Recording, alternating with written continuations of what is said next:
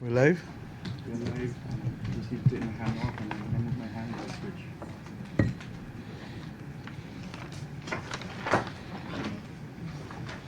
Good afternoon, ladies and gentlemen, and through the media, good afternoon to all Barbadians and all persons visiting Barbados. I would not normally come to speak to you at 2 o'clock on a Sunday afternoon, so you must know that there are matters which require your urgent and immediate attention and your cooperation. Our country has been placed on a tropical storm warning as a result of the tropical storm that is approaching us.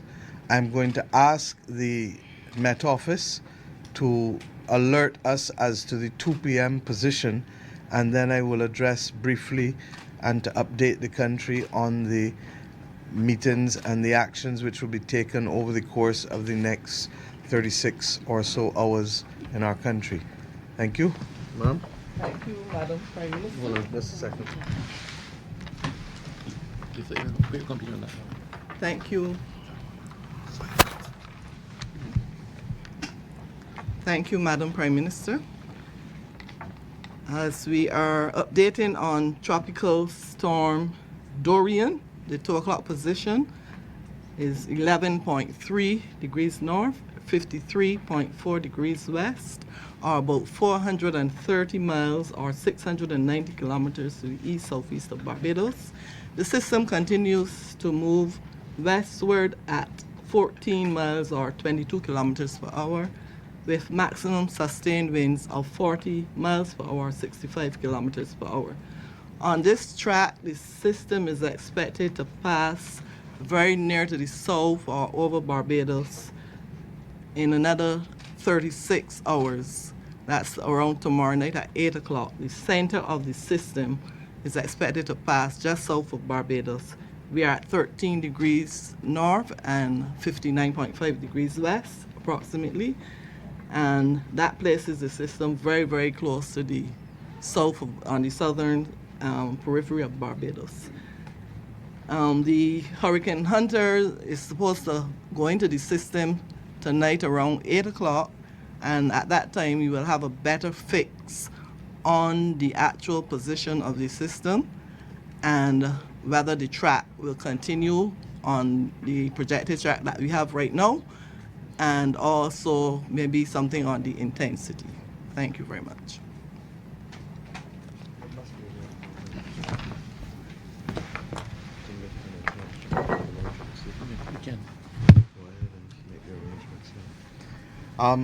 Thank you very much. Ladies and gentlemen, it is absolutely clear that the coordinates of this storm are not favorable, and that we as a nation must now do everything to prepare. Over the course of the last few hours, I've met with all of the key entities within the public and private sector in order to mobilize and to have Barbados on a state of readiness. But we can't do this alone. We need each and every householder and each and every Barbadian to take care of themselves and their circumstances as far as possible and to prepare for this event. The one thing that the Met Office has reinforced with us is that the ability to predict the intensity of this storm is not very good, and therefore it can strengthen on us over the course of the next few hours.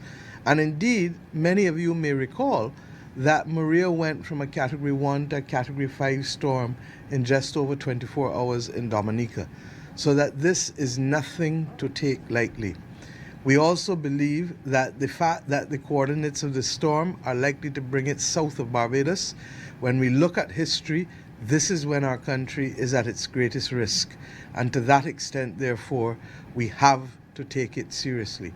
The other matter that has clearly become evident is the fact that we expect it to be here sooner rather than later, and that rather than early Tuesday morning, as had been contemplated yesterday, as you are hearing from the Met Office, it is likely that the eye of the storm will pass just over Barbados early into tomorrow evening around 8 p.m. This can change, and therefore we are asking everyone to remain connected to all media outlets and social media outlets in order to be able to get credible and real news. The GIS site needs to be followed. We are conscious that we live in a world of fake news, and I would ask persons, therefore, to follow the major news outlets, Nation, Advocate, CBC, VOB, Barbados Today, Loop News, and of course, as I said, Government Information Service. We also recognize that we are going to have to put in place arrangements for continuous updating throughout the night. The reconnaissance aircraft is expected to go into the system at 8 p.m. tonight, and we will therefore have a better sense of how and when the system is likely to affect us. Barbadians therefore need to stay tuned tonight to their communication devices so that in the event that it is either more intense or less intense, we hope, or that it is moving quicker and likely to arrive here sooner than we're anticipating, then we need to make adjustments. At this point in time, the country will remain open tomorrow morning, but if after the reconnaissance aircraft goes in and we need to make adjustments to the shutdown policy, we will do so. At this point in time, we anticipate that the country will shut down by midday. The bottom line is that we do expect some outer bands, Met Office, and some squalls that may affect the country. And therefore, even though you may be open in the morning, we ask people to take care and to ensure that they do everything, because our utmost priority as we prepare is first and foremost, my friends, to save lives and to minimize injury to any human being. After that, we then look at securing to ensure we minimize damage to property. But our first priority is to keep people safe. And that means that it is not only the job of the Commissioner of Police or the Barbados Defence Force or the roving team or the Barbados Fire Service. It is going to be the job of every Barbadian in every community. All of us know people who live next to us, opposite us, nearby, who may need that assistance, who may either live alone or who may be in some way impaired. Now is the time. We've asked the DEM to meet with all the district emergency officers this afternoon. What time? 4. At 4 p.m. at Warren's, at the Department of Emergency Management. So all of the district emergency coordinators, you know who you are. You are expected at 4 p.m. at Warren's. All of the shelter wardens are to meet at the Ministry of Education at 5 p.m. to meet with the Chief Education Officer, who of course is the Chief Shelter Warden. I'd like to give the country the assurance that we've taken status updates from all of the major entities, and the major thing that is taking place now is the deployment of equipment to continue to clear areas, because the truth is that we normally expect major storms in September, October. So this is a little early still for us, and we anticipate that we have to do all within our power over the course of the next 18 hours to remove the blockages in areas that will traditionally flood. And we know some of them already. We know that we have difficulties in Bridgetown. We know that we have difficulties in Speightstown. Equipment is down by the Salt Pond, going to clear there as we speak. We know that there are difficulties with respect to parts of Christchurch and St. Philip.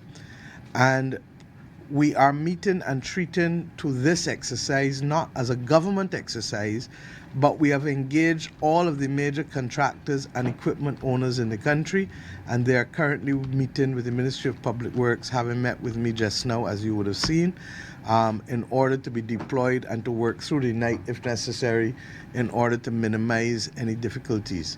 Similarly, it's not just about the infrastructure, it is also about the garbage. We are asking, the Sanitation Services Authority has called out all of its crew, and it has also mobilized the private sector waste haulers.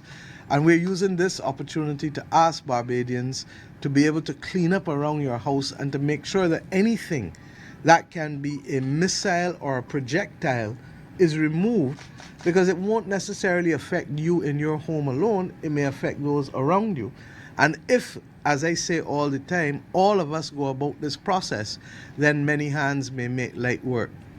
The sanitation is going to put up a number soon for any major pieces of equipment or anything that can act truly as a threat to public safety or public health, and that persons can call. This is not for any and everything, but anything that literally can become, if there are piles of galvanized just lying down, they need to be moved, because a galvanized can become a guillotine with a high wind. And I'm repeating myself, because if there are piles of galvanized or anything that can act as a projectile or a missile, I'm asking communities, I'm asking the DEOs, I'm asking householders, I'm asking owners of businesses to please let us get rid of it. We are making arrangements to open the bulky waste site.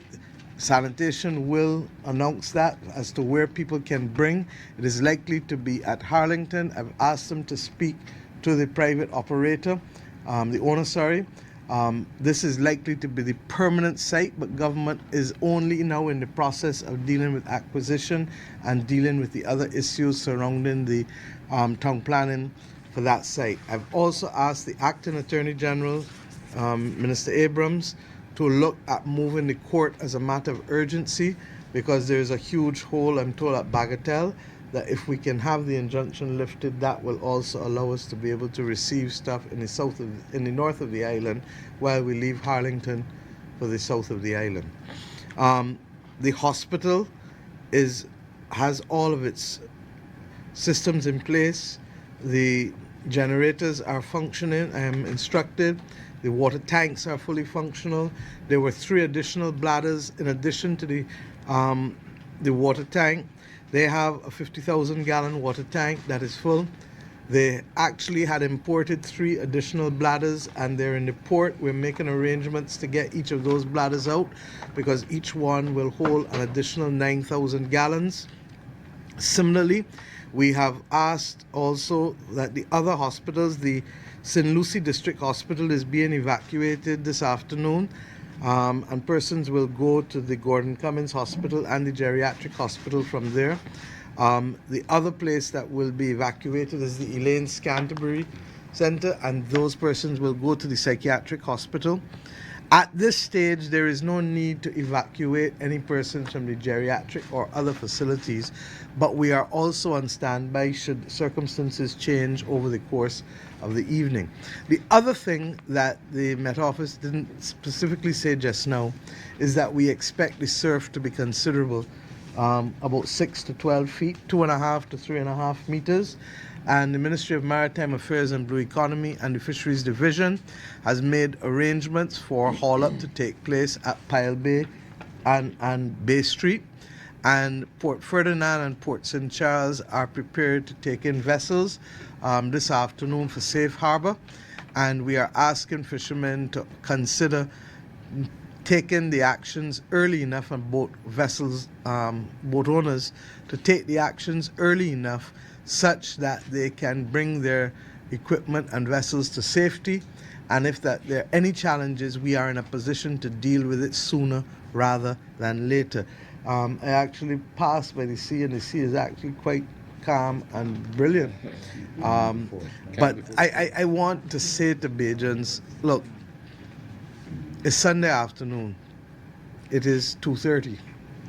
Pause. If you were sleeping, if you were eating, whatever you were doing, focus on just getting yourself ready at home. First responsibility for yourself is by you. That's why in an airplane, they tell you to put the seatbelt on you first. Once you get that done, then you can resume whatever relaxation you were engaged in or liming you were engaged in. But let us get out of the way in the next few hours. The cleanup around our house and the preparations. As a result of these developments, we've asked the private sector to speak to the supermarket owners. A few of them have already confirmed that they will extend their opening hours from 5 o'clock this evening to 9 p.m. tonight. And therefore, we are asking that whatever you can do today do today, because we do not know if this storm will quicken, and if it does, we do not know what you will be able to do realistically in the morning if, when the reconnaissance aircraft visits it, it presents a dimmer picture than we currently have. I'm also asking that if you have to get medication, and I'm asking the pharmacist to facilitate as well, that we get those things out of the way today, because we do not know what happens in the aftermath of a storm should it be sufficiently bad. Let me remind persons that Janet, even though I was not born, I have ears to listen and to learn, that Janet passed to the south of Barbados. That when Ivan hit Grenada, it was coming to Barbados, I remember, as Minister of Home Affairs, and at the last minute it veered off and created utter devastation in Grenada.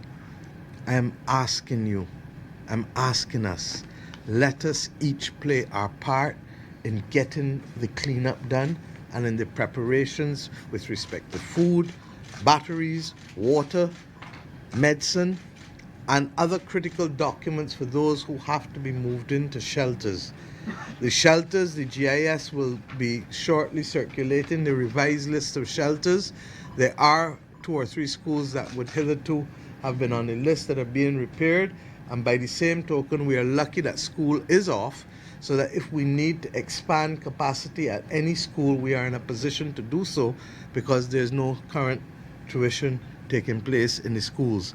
The Transport Board buses will remain operational until midnight tonight, and will start back at 5 a.m. Obviously, we will ask for those who have to work late this evening that arrangements be put in place to have workers be able to get home, and let us use the brotherly and sisterly spirit that we need. The bottom line is that if we can give somebody a lift and to help them get where they need to go in the next 18 hours, do it, rather than putting all the load. The bus availability at the Transport Board is actually reasonably high. It's at 75 today, but we've also asked that the Transport Authority mobilize and to know immediately who are some of the private sector operators that can help supplement as we go forward. Buses will also be prepositioned for after the storm in the event of any issues, so that people can get urgently if they need to get to critical care facilities or wherever urgently. The supermarket, as I said, will be open until 9 p.m., but we also need to have pharmacies also available, and to the extent that there are any community or other businesses who are in the business of pharmacies that are hearing our voices, please try to facilitate your communities and your customers as far as possible this afternoon, this evening, because we do not know what tonight will bring in terms of our messaging. I would like to believe you me, that this is a desktop exercise. And I pray, even as we speak, that this is a desktop exercise. But we have to plan for the worst and hope and pray and prepare for ourselves to protect ourselves. And I'm asking all Barbadians so to do. With respect to I'm told by the Barbados Light and Power that the major issues that they were facing at Spring Garden with respect to generation have been fixed this weekend, and therefore the only issue that Barbadians should experience is that in those pumping stations where generators are being installed, they will have to turn off the power for about 3 hours in order to install the generating capacity for some of the stations. The truth is that we are significantly in a better position with respect to generators and water tanks this year than we were a year ago. A year ago, we had virtually none at our pumping stations. Our schools that we've put in didn't have, with respect to the water tanks. The hospital and a number of other key facilities were challenged in every respect. We've asked the Barbados National Terminals Company Limited to play a coordinating role with the key entities to ensure that everybody tops up with fuel this evening, and clearly in your own house, wherever possible. without there being a sense of panic, that we just prepare ourselves for this storm. We're also asking, the head of the civil service has advised that we would like to have all permanent secretaries and heads of department and chief technical officers report to their offices this afternoon and to secure all of government's equipments and files, because once again, while we are not declaring a shutdown before midday tomorrow, because of the difficulties of prediction, we want to have government offices secured this evening rather than leaving that until tomorrow morning. So all permanent secretaries, all heads of department, all chief technical officers, if you feel that you have seen one and they may not hear this bulletin or my voice, remind them that there's a message for them to come down, please, because we know it is Sunday afternoon. Are there any other issues, Minister Hinkson? Thank you, Prime Minister.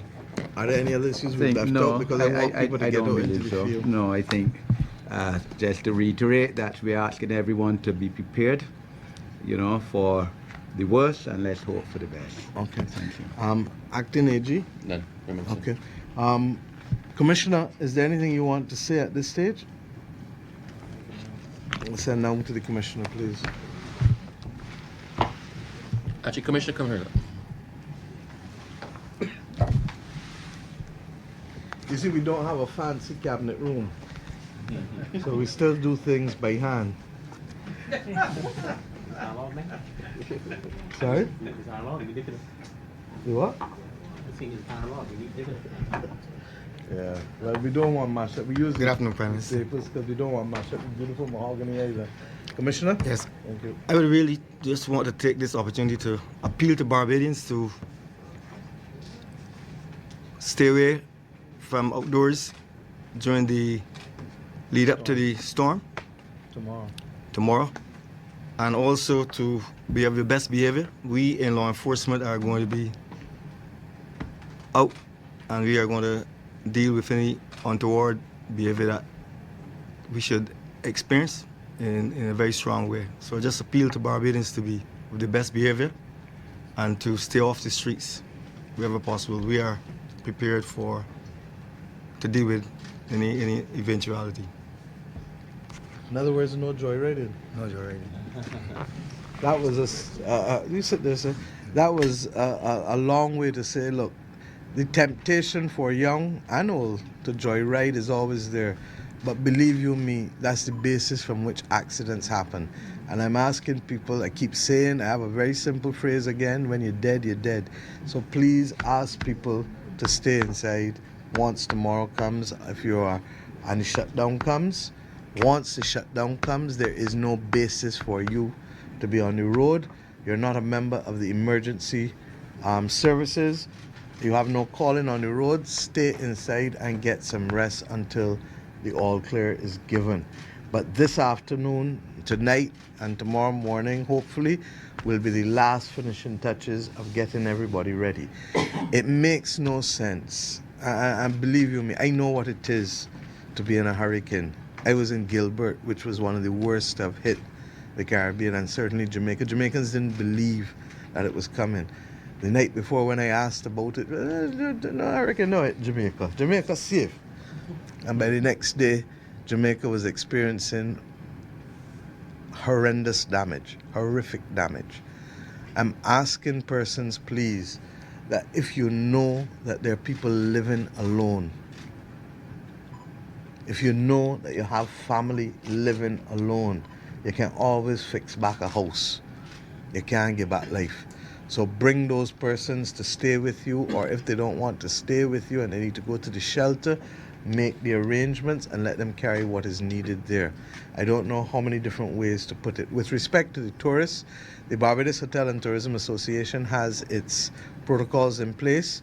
In addition to their own plans to be able to assist one another as hoteliers, the LESC is also available for any tourist spillover that we have from the hotels as a shelter, and therefore they are working towards that.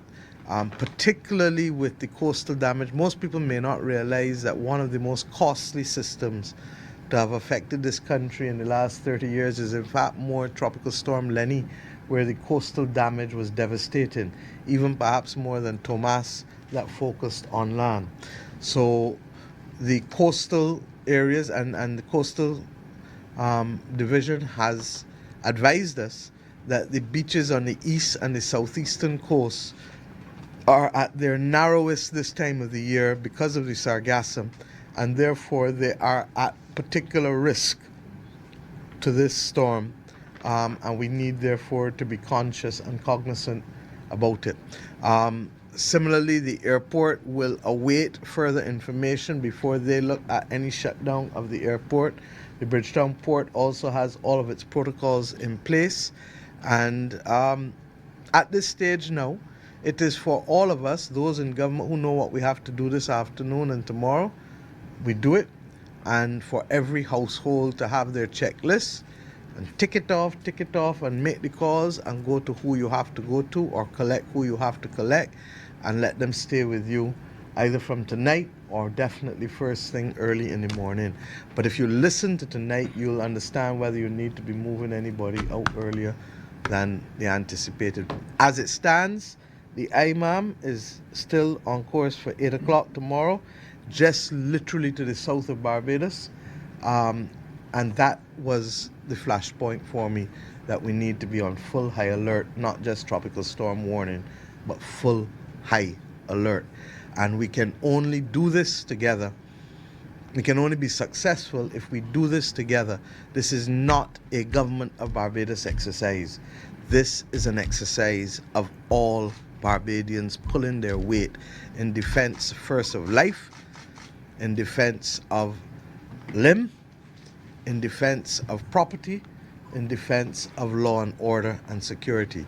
The other thing that I want to say, and the Commissioner is absolutely correct, there is absolute high alert for the police and the BDF, because once that shutdown comes, they will take seriously anybody who is on the road who ought not to be on the road, or anybody who is engaged in behavior that puts either themselves or others at risk.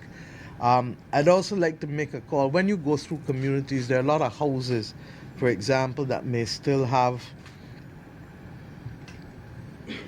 blocks falling down, galvanized and roofing material. Let us agree across every block and community, and I hope some of the blocks listening to me now too, that wherever you see that, from St. Lucie to St. Philip, from St. John to St. James, for the next few hours, let us get access to whatever nails and whatever you need to do to at least try and secure that, because the worst thing is a projectile or a missile or flying galvanized. And I'm not asking you, I'm telling you. So let us, wherever possible, try to secure those parts of the roofs that are likely to be loose.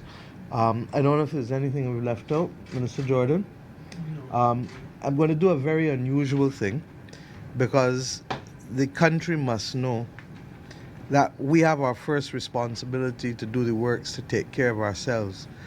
But I also believe that this is a Christian country, and that in addition to that, today is the Sabbath for perhaps the majority of people who live in this country. And I will ask Colin Jordan, who is an elder in his own church, I asked him to pray just as we dismiss the public officers, but I'd like him to do a short prayer that can go fully to the nation now, but to understand that prayer without works will not get us anywhere, so we need both. So at this stage, before I pass over to Minister Jordan, I'd like to say to all Barbadians, let us work together and let us prepare as best we can for Tropical Storm Dorian, it is? Dorian. I can't remember things with D's easily, but Dorian. And let us make sure that as we prepare, that we focus not only on ourselves, but our family, our neighbors, and our community. And may God guide us as we go through the next 36 hours as a nation. You will hear either myself or ministers or public officers over the course of the next 24 hours as required, and communication will be continuous and from the secure sources, and not the potential for any fake news to develop. Okay? Thank you very much. Colin?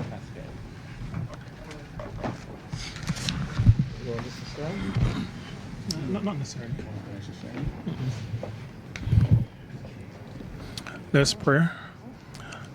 Father and God, we are very thankful to you for the life that you've given to us. We are thankful for all the blessings that you've shared with us. We face possible challenges today, tomorrow, the day after. We are happy, Father, that you've called us to lead and to be responsible as citizens in this country. We recognize that while you are in control and while you have promised to protect us, you've also said to us that faith without works is dead. And so, as we prepare for any challenge that may come from Tropical Storm Dorian, we pray that you'll give us wisdom, knowledge, understanding, help us to see what needs to be done, help us to treat this matter as one that is important, one that is urgent, and help us to go about our business well. We pray that you will protect our country. We do not want any ravishing from the storm, but we understand that even if it does affect us, that you have given us the capacity to do the preparation that is necessary that will mitigate the negative impact. So, Father, take control of our leader, Prime Minister Motley. Take control of those who are working, even as we speak, to secure our country. Protect us. And we commit everything to your care and keeping. In Jesus' name we ask. Amen. Amen. I'd just like to say one other thing, because I'm conscious that this is August. And I'm conscious that this is August and that there are a number of people who may be out of the island or on vacation. If you know you have neighbors and you can reach them and you can help secure their properties, in those instances, then you may want to reach out to them, because it is August. We do also have a number of people out, and we will work together. But let me just say, Press Secretary, I'm being advised that government's fuel pump at Central Purchasing and wherever else will open at 3 o'clock for all of the government departments, and I'm using this opportunity because it's the quickest way to get news to people as well. And let me say to the public officers and to the private sector members, we have actually had more meetings over the course of the last year to get ourselves ready, and more preparation and more measurement and more resources than I've ever known the country to have had, because we take the consequences of climate change very seriously. And we know that just because we may have even this encounter, it does not preclude us from having other encounters this season. We now live in a different world, and we live in a world where we in the Caribbean did not cause the earth to be warming at the rate at which it is warming, or for sea levels to be rising at the rate at which it is rising. We are experiencing and seeing things that never happened to the extent to which it has before, whether it is the sargassum weed that has literally taken over all of the coasts, especially the windward coasts throughout the entire region and up into the United States of America and Mexico now. Similarly, we are seeing fires in the Amazon going on for weeks, and that has been the subject of commentary by the French president at the G7 meeting this weekend. This is not a normal world in which we live in, and therefore we have to be prepared for a new reality. There's an old African proverb that says, when the music changes, the dance too must change. The music in this world has changed. We live in a continuous threat, under a continuous threat of climate change, bringing greater intensity and new climatic events. The government will never be able to do it on its own, and therefore the national effort to mobilize and to take care of each other and to take care of yourself first and foremost, and to ask for help if you can't do it, to the government, to the private sector, to the churches and civil society, reach out. but this is our new reality. May God bless each and every one of you, and may God bless Barbados. Thank you.